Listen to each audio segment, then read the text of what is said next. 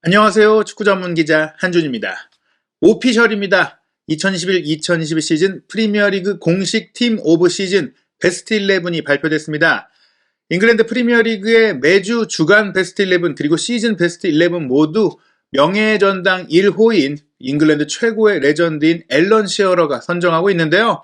이 앨런 시어러가 평소 손흥민 선수의 광팬이라고 여러 번 고백해왔고 최근 각종 방송에 출연해서도 손흥민은 환상적이다, 최고다, 너무나 내가 좋아한다, 더 높은 평가를 받아야 한다, 올해 최고의 선수감이다 이런 얘기들을 많이 했었거든요. 이번 베스트 11 팀 오브 시즌 선정 과정에서도 손흥민 선수에 대한 극찬이 이어집니다. 한주TV에서는 팀 오브 시즌 선정 결과 앨런 시어러가 영상을 통해 평가한 내용들까지 모두 정리했고요. 그와 더불어서 세계 최고의 공신력을 자랑하고 있는 지금 가장 뜨거운 축구 미디어 디 애틀레틱에서 선정한 베스트 11에도 손흥민 선수가 선정된 사실 그 내용과 2022년 프리시즌에 또 새로운 일정들 추가되고 있거든요. 토트넘의 여름 일정 세부 사항까지 소개해드리겠습니다.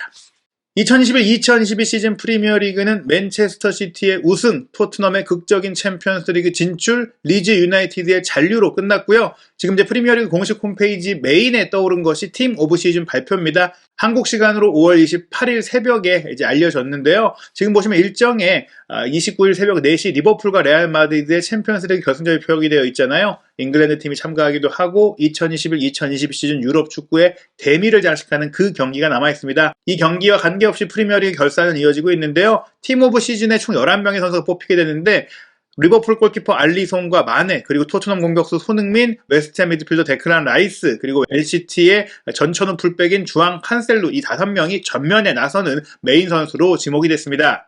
프리미어리그 팀 오브 시즌은 말씀드린 대로 잉글랜드 프리미어리그 명예의 전당이 생긴 이후 1호로 헌액됐던 앨런 시어러가 자신의 주관적인 생각을 통해 평가하게 되는데요. 공신력이 높겠죠. 잉글랜드 프리미어리그 역대 최다 골 기록을 아직 보유하고 있고 또 프리미어리그 득점왕도 3번이나 차지했던 레전드 중에 레전드입니다. 앨런 시어러가 직접 팀 오브 시즌으로 뽑은 선수들을 한 명 한 명씩 발표했는데요. 먼저 골키퍼는 리버풀의 알리송입니다. 대단한 선방 능력 보여줬는데요. 어떻게 평가했는지 내용 살펴보겠습니다. 골문에는 알리송을 놓겠습니다. 여러 차례 리버풀을 구했죠. 1대1 상황에서도 여러 차례 선방했고 누구도 그를 통과할 수 없었어요. 시즌 내내 최고의 폼을 유지했습니다. 올 시즌 리버풀이 이른 성취의 이유 중 하나가 알리송의 활약이라고 생각합니다. 2개의 컵대회 우승, 쿼드러플 도전, 이 과정 속에서 알리송 선수가 조금은 흔들렸던 리버풀의 상황을 구해냈고 버텨냈습니다. 지금 보시는 대로 정말 반사신경이 대단해서 쭉 뻗어갖고 이 중거리 슈팅을 막아낸 장면도 있었고 스털링과의 1대1 기회에서 스털링이 알리송의 반대편, 그 몸의 무게중심 반대로 역동작을 노리면서 슈팅까지 했는데 발을 뻗어서 막아냈던 1대1 선방 장면은 그야말로 장관이었죠. 이런 장면뿐만 아니라 수많은 상황에서 리버풀이 실점할 수도 있는 경기들 알리송이 잘 막아냈고요. 에데르송과 알리송이 브라질 대표 골키퍼로서 주전자를 다툴 때 에데르송이 앞서가는 면도 있었고 또 맨시티 골키퍼인 에데르송이 프리미어리그 우승을 차지했지만 올 시즌 골키퍼로서의 능력과 활약은 알리송이 더 뛰어났다 이런 평가들이 지배적이고 무엇보다 시즌 내내 기복이 없었다 이런 부분들도 높은 평가를 받았습니다. 라이트백 포지션은 트렌트 알렉산더 아놀드입니다. 시어러는 아놀드에 대해서 포워드들, 공격수들에겐 꿈같은 선수라고 말했는데요. 아놀드와 같은 팀에서 뛴다면 정말 대단할 것 같다면서 엄청난 기회를 만들어주는 윙백이다, 풀백이다라고 칭찬합니다. 크로스뿐만 아니라 박스 안으로 공을 투입해서 수많은 기회를 창출하는데 그게 정말 페노메날, 경이롭다라고 얘기했는데요. 다른 많은 사람들처럼 자신도 알렉산더 아놀드의 광팬이다라고 노골적으로 애정을 표하면서 칭찬했습니다. 레프트백 포지션 주앙 칸셀루가 선정됐습니다. 맨체스터 시티의 전천후 풀백이죠.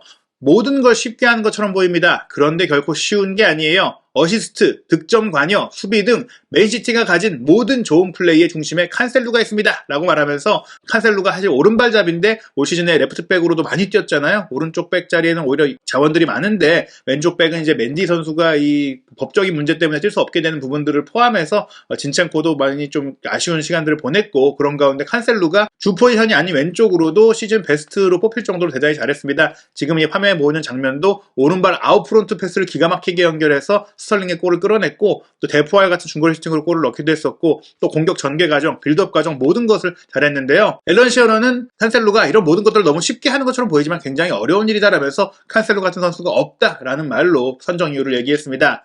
그리고 센터백 포지션입니다. 리버풀의 버질 판데이크가 먼저 이름을 올렸습니다. 지난 시즌 리버풀이 판데이크 없이 고전한 것은 놀라운 일이 아니었습니다. 그가 돌아왔고 최고의 모습으로 돌아왔죠. 다시금 리버풀의 수비 타워로 활약했습니다. 2020-2021 시즌에 리버풀이 연속 우승을 할 수 없었던 이유, 프리미어리그 타이틀을 다시 맨시티에 내줬던 이유가 판데이크의 심각했던 십자인대 부상으로 인한 장기 이탈이었죠. 큰 부상을 입었기 때문에 잘 돌아올 수 있을까 걱정을 많이 했는데 잘 돌아왔습니다. 예전의 모습, 오히려 그 이상의 모습으로 돌아와서 리버풀의 수비를 든든하게 지키는 철벽 수비를 펼쳤고 리더십을 보여줬고 세트피스 상황에서 득점까지 해내면서 엄청난 활약을 펼쳤기 때문에 시어러도 그런 부분들을 강조했고요. 그 센터백 파트너로는 맨시티의 후벤 디아스가 선정이 됐습니다. 시어러의 평가는 이렇습니다. 판데이크와 짝을 이룰 또 다른 센터백은 후벤 디아스입니다. 그는 맨시티에서 큰 존재였어요. 다시금 지휘하고 강인한 플레이를 펼쳐 맨시티가 또 한 번 좋은 시즌, 안정적인 시즌을 보낸 이유였습니다. 디아스는 아주 좋은 폼을 보였습니다. 후벤 디아스가 지난 2020-2021 시즌에 이제 프리미어리그에 와서 맨시티에 첫 입단한 시즌에 선수들이 뽑은 최고의 선수로 뽑힐 정도로 대단한 활약을 펼쳤고 세계 최고의 센터백으로 빠르게 부상했는데 유로 2020을 여름에 치르다 보니까 조금은 체력적으로도 힘들어졌고 또 두 번째 시즌을 맞는 과정 속에서 본인도 조금 이제 슬럼프에 빠지기도 했었는데 결국은 맨시티의 우승을 이끄는 과정 속에 본인이 핵심적인 수비 역할을 해줬고 본인의 장점인 이 지휘력과 리더십을 또 보여주는 어린 나이임에도 불구하고 그런 것들을 무색해 하는 안정된 수비를 펼쳤다라는 평가입니다. 그리고 중앙 미드필더 3명입니다. 첫 번째로 데크란 라이스를 뽑았습니다. 시어러의 평가 이렇습니다. 저는 라이스가 최고의 시즌을 보냈다고 생각해요. 위상이 높아졌죠. 단지 내려앉아 있는 미드필더가 아니라는 것을 올 시즌 증명했습니다. 불타듯 전진하고 경기장의 끝에서 끝까지 뛰면서 경기를 읽는 능력도 보여줬습니다. 시즌 중반 웨스트햄이 대단할 때 훌륭한 활약을 했어요. 웨스트햄 선전의 이유는 라이스였고 데이비드 모이에스 감독은 그에게 감사할 것입니다. 라이스가 예전에도 수비력은 좋은 선수였는데 미드필더로서의 운영 능력이라든지 공격 가담력이 아쉬웠거든요. 근데 이 올 시즌의 라이스 같은 경우에는 공격력조차도 엄청나죠. 공을 운반하는 드리블 능력이라든지 스루 패스 능력이라든지 대포와 중거리 슈팅까지 미드필더에게 요구되는 모든 역할들을 너무나 잘 해냈고 또 그런 활약 때문에 웨스트햄이 시즌 중간에는 챔피언스리그 진출권까지 올라가기도 했었고 유로파리그도 4강까지 올라갔었거든요. 최종적으로는 웨스트햄이 7위로 시즌을 마치면서 유로파 컨퍼런스 리그에 나가게 됐지만 어찌됐거나 라이스의 활약이 아니었다면 그 정도의 성과조차도 쉽지 않았을 것이다. 웨스트햄의 올 시즌 돌풍의 중심에 라이스가 있었다라고 지목했습니다. 그리고 중앙 미드필더의 또 다른 선수는 케빈 더브라이너인데요. 사실 뭐 크게 설명할 필요가 없었어요. 다시 한번 대단한 폼을 보여줬다. 그의 어시스트와 득점 모두 뛰어났다라면서 앨런 시어러가 많은 부연 설명을 하지 않았습니다. 뭐 더브라이너는 올해의 선수로도 뽑혔기 때문에 거기서 많이 소개가 됐고 더브라이너 자체가 현재 프리미어리그 최고의 선수 몇 년간 그런 평가를 계속 받아오고 있기 때문에 더브라이너에 대해서는 뭐 멋진 슈팅 장면, 골 장면 이런 것들을 보여주는 것으로 대신했고요. 그리고 이제 맨시티의 또 다른 미드필더 베르나르도 실바가 뽑혔는데요. 상대를 속이는 능력, 기술적이고 태도까지 다 갖춘 선수다라고 평가를 하면서 몸이 큰 선수는 아니지만 사자의 심장을 갖춘 선수라면서 앨런 시어러가 이 담대한 플레이, 용감한 플레이, 용맹한 플레이를 칭찬하면서 맨시티 내에서 또 한번 훌륭했다. 맨시티에 좋은 선수들이 많았지만 그 중에서도 실바가 훌륭했다라고 평가를 했습니다. 실제로 더브라이너가 후반기는 정말 잘했지만 전반기는 부상 문제 때문에 많이 뛰지 못했잖아요. 유로 2020을 뛰면서도 사실 진통제를 맞고 부상을 참아가면서 뛰었고 참가 자체가 사실 그 전 시즌의 말에 있었던 첼시와의 경기에서 입은 안면 골절 부상이라든지 여러 많은 부상 속에서 몸이 좀 안 좋았기 때문에 고전을 했는데 결국 후반기에 더브라이너가 살아나면서 맨시티가 우승을 차지했지만 더브라이너가 없었던 전반기에는 베르나르도 실바의 활약이 엄청났다. 그런 또 활약 속에는 득점도 많이 하는 것뿐만 아니라 도움도 꽤 했고 돌파, 패스, 운반 모든 것들을 다 보여준 실바였기 때문에 더브라이너와 더불어 실바도 그럴만한 평가를 받아야 된다고 생각을 저도 해왔는데 시어러도 잊지 않고 실바를 뽑았습니다. 그리고 공격수 3톱인데요. 갑자기 제로드 보이는을 얘기합니다. 제로드 보이는 뽑지 않았거든요. 아쉽다. 너무나 이 선수가 빠진 게 아쉽다라고 시어러가 굳이 얘기를 하면서 명예의 멤버로 선정을 했습니다. 어떤 내용이냐? 제러드 보엔을 뽑고 싶었기 때문에 공격수 3명을 정하는 게 너무나 어려웠습니다. 보엔이 기록한 득점과 도움을 본다면 제 생각에는 그가 올 여름 잉글랜드 대표팀에 선발되어야 한다고 봅니다. 하지만 그럼에도 불구하고 그를 3톱에 뽑을 수는 없었습니다. 뽑힌 3명의 선수들이 절대적으로 최고였기 때문입니다.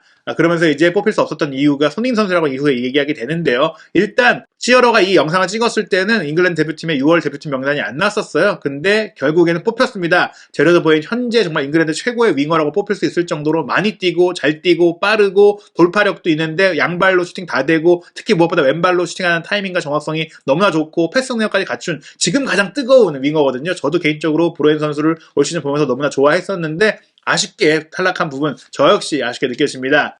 이제 공격 수리톱에 대한 소개입니다. 먼저 모하메드 살라입니다. 놀랄 것 없는 선택이라고 시어러가 말했습니다. 최고였다. 다시금 리버풀을 위해 수많은 골을 넣으며 이끌었다라면서 리버풀의 올 시즌을 이끈 선수는 역시 그래도 살라였다라고 평가했는데, 바로 맨체스터 시티와의 경기 단독 돌파로 3-4명을 그냥 제치고 골문 구석으로 꽂아 넣은 오른발 슈팅 득점 정말 대단했습니다. 살라가 왼발로 주로 득점을 했는데 오른발로도 올 시즌에 좋은 골들을 많이 넣었고, 무엇보다 전반기에 살라는 리오넬 메시를 보는 것 같다는 평가를 받을 정도로 막을 수 없는 그런 돌파력과 결정력을 보여줬거든요. 꿈같은 골을 넣었다라는 찬사도 있었습니다. 그리고 손흥민 선수입니다. 앨런 시어러의 손흥민 선수에 대한 평가 이렇습니다. 손흥민은 토트넘에서 최고의 활약을 했습니다. 득점과 도움뿐만 아니라 해리 케인과 링크업 플레이는 최고였죠. 해리 케인과 서로 플레이를 이해하는 면모는 대단합니다. 그래서 손흥민은 반드시 제 팀에 있어야 합니다. 라고 이제 평가를 하게 돼요.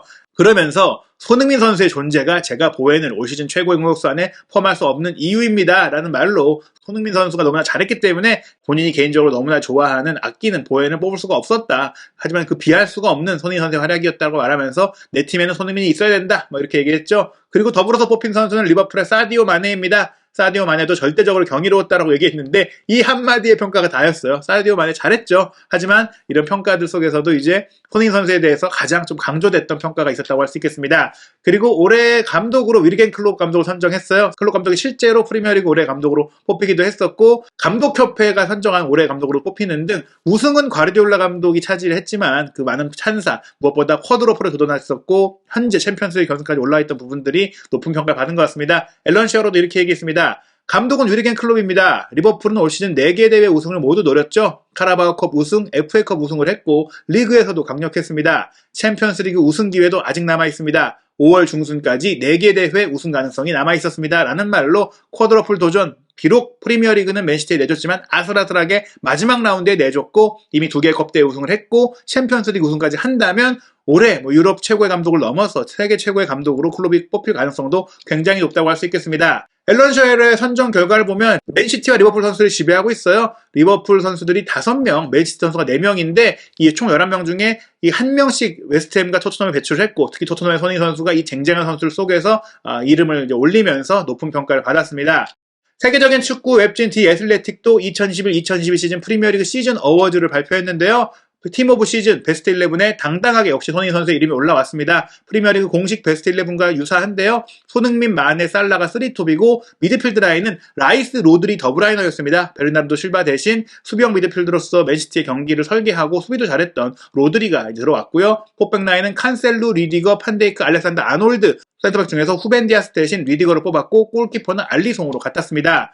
프리미어리그 올해의 선수로는 케빈 더브라이너를 선정했는데요. 리그 후반기에 너무 강렬했죠. 후반기에만 10골 7도움을 기록했는데 펩 가르디올라 감독이 이런 더브라이너에 대해서 완벽함 그 이상이라는 엄청난 찬사를 보냈고요. 마지막 이제 에스턴 빌라와의 경기에서 우승을 확정지었던 역전골을 넣은 균도안이 자신의 골은 더브라이너가 슈팅을 할 수 있었던 건데 패스를 해줬다. 밥상을 다 차려줬다라고 공을 돌렸습니다. 실제로 이제 더브라이너의 후반기 활약이 아니었다면 맨시티가 리버풀에 역전당할 수도 있었거든요. 전반기가 아쉬웠다고 하더라도 결국 맨시티의 우승을 이끈 것은 더브라이너라는 점에서 프리미어리그 올해의 선수로 선정이 됐습니다. 그리고 올해의 감독으로서는 브렌트포드의 토마스 프랭클 감독을 뽑았어요. 클롭 감독에 대한 얘기들이 많긴 하지만 승격팀으로서 브렌트포드가 프리미어리그 출범 이후엔 처음 잉글랜드 1부 리그에 올라왔는데 13위를 마쳤습니다. 이 13위라는 성적이 왜 대단하냐면 1947년에 브렌트포드가 1부 리그에서 이제 거뒀던 것 이후의 최고 성적이라고 해요. 그리고 이제 17위로 잔류했어도 좋은 평가를 받을 수 있었던 팀이다. 브렌트포드가 2020-2021 시즌에 챔피언십에서 3위를 차지했기 때문에 플레이오프까지 거쳐서 승격한, 좀 힘들게 승격한 팀이거든요. 근데 승격팀 중에 유일하게 잔류에 성공했고 심지어 브렌트포드가 총 승점 46점을 얻었는데 승격한 팀의 곧바로 강등이 됐던 노리치와 와포드가 합친 승점이 45점이에요. 두 팀이 합친 것보다도 많은 승점을 브렌트포드가 얻으면서 잔류를 했고 경기 방식도 매력적이었기 때문에 이 팀을 이끈 토마스 프랭크 감독을 최고로 뽑았습니다. 한준TV도 자체적으로 프리미어리그 팀 오브 시즌을 뽑아왔는데요. 저 역시 생각이 대동소이한데 저는 공격 라인에 마네보다는 케인을 넣고 싶어요. 마네도 케인도 전반기에 조금 솔직히 부진했잖아요. 케인이 전반기에 조금 더 부진했다고 치더라도 후반기에 마네가 잘할 수 있었던 것은 사실 이제 루이스 디아스가 가세하면서 가짜 구본으로 이동하고 좋은 경기력을 보였는데 실제로 마네보다는 디아스의 활약이 더 강렬했어요. 후반기만 놓고 본다면은 디아스가 들어가야 될 정도다. 이렇게 볼 수가 있겠고 케인 선수 역시 데안 쿠루세스키가 이제 합류하면서 손케 쿨트리오가 잘 된 면이 있지만 케인 스스로가 너무나 좋은 플레이를 보여줬고 지난 시즌보다 훨씬 더 진화한 무리뉴 감독 때도 보여줬지만 10번 역할을 너무나 잘해주면서 후반기에 정말 득점과 도움 다 잘했고 무엇보다 시즌 막판에 중요한 페널티킥에 성공한 부분들이라든지 토트넘이 4위를 차지하는 부분에서 엄청난 활약을 펼쳤기 때문에 마네와 케인 둘 중에 비교를 한다면 둘 다 영향력이 있었지만 개별적 영향력으로 본다면 케인이 더 컸다. 그래서 손흥민, 케인, 살라를 스트레이트업으로 주고 싶고요. 미드필드 라인은 맨시티 선수를 다 두고 싶습니다. 데크란 라이스도 잘하긴 했지만 로드리가 사실은 시즌 내내 굉장히 꾸준했고 견고했고 볼 배급이라든지 공중볼 경합이라든지 1대1 수비라든지 공격 가담 시에 날카로운 슈팅으로 통한 결정적인 골을 넣는 부분들이 너무나 대단했고 전반기는 베르나르도 실바, 후반기는 더브라이너 이 두 명이 최고의 공격 미드필더였기 때문에 이 세 선수를 다 뽑아야 된다고 생각을 하고요. 칸셀로, 알렉산더 아놀드, 반데이크, 알리송까지는 저도 생각이 같은데 그래도 첼시의 리디거가 지금 세계 최고의 센터백이 아니냐 미친 듯한 그 중거리 슈팅을 넣었던 경기들도 있었고 거의 뭐 뚫리지 않는 1대1 수비라든지 빌드업이라든지 속도라든지 현재 가장 완성되어 있는 센터백은 리디거가 아닌가 생각을 해봤습니다. 많은 분들이 이제 토트넘의 이후 일정 궁금해하시고 프리미어리그가 언제 개막하는지 궁금해하시는데요. 프리미어리그는 6월 18일에 공식적으로 일정을 발표하게 됩니다. 이후 상황에 따라서 날짜가 조정은 되겠지만 대진표가 나오고 경기 일정이 나오고요. 프리시즌은 아마 토트넘이 6월 27일 월요일에 소집할 것으로 좀 예상이 돼요. 맨체스터 유나이티드가 6월 27일 프리시즌 소집을 공식 발표했고 대부분의 팀들이 이때 소집을 할 예정인데 대표팀 경기 때문에 휴가가 조금 늦어진 선수들은 아마 일주일 정도는 더 늦게 합류할 수가 있습니다. 손흥민 선수는 아마도 6월 27일보다는 조금 늦게 팀에 갈 가능성이 높고요. 그리고 나서 아마 7월 7일에서 9일 사이, 금토일 사이에 첫 번째 친선 경기가 있을 것 같고 토트넘은 7월 11일 월요일 정도에 한국에 입국할 것이 예상이 되는데 아마 하루 이틀 정도는 더 빨리 올 수도 있습니다. 그럴 경우에 1차 평가전 일정이 조금 다른 조정 상황이 있을 것 같고요. 그리고 나서 확정된 첫 경기는 7월 13일 수요일 서울 월드컵 경기장에서 있을 토트넘과 팀 K리그의 경기고요. 7월 16일 토요일에는 수원 월드컵 경기장에서 토트넘이 세비야와 두 번째 한국 투어 경기를 치릅니다. 그리고 영국으로 돌아가서 7월 23일 토요일 밤 9시에 스코틀랜드의 레인저스와 경기를 치르고 7월 30일에는 프리미어리그 개막을 일주일 앞두고 이스라엘에서 열리는 친선대회에 참가해서 유로파 컨퍼런스 리그 우승을 차지한 AS 로마를 만나게 되는데요. 사실 로마는 무리뉴 감독이 이끌고 있기 때문에 손흥민 선수가 무리뉴 감독을 적으로 만나게 되고 또 토트넘 선수들이 무리뉴 감독과 굉장히 또 오래지 않은 시간 만에 경기장에서 만날 수 있는 정말 흥미로운 기회가 될 것 같고요. 8월 6일 프리미어리그 개막전 이어집니다. 어느 때보다 바쁘고 치열한 프리시즌 여름 일정이 될 것 같은데요. 한준TV와 함께 프리시즌 기간 동안 한국 대표팀의 경기와 토트넘의 시즌 준비 상황, 이적 시장 상황까지 모두 함께 하시길 바랍니다. 새로운 유튜브 채널의 한준TV를 구독, 좋아요, 알림 설정 해주시길 부탁드리겠습니다.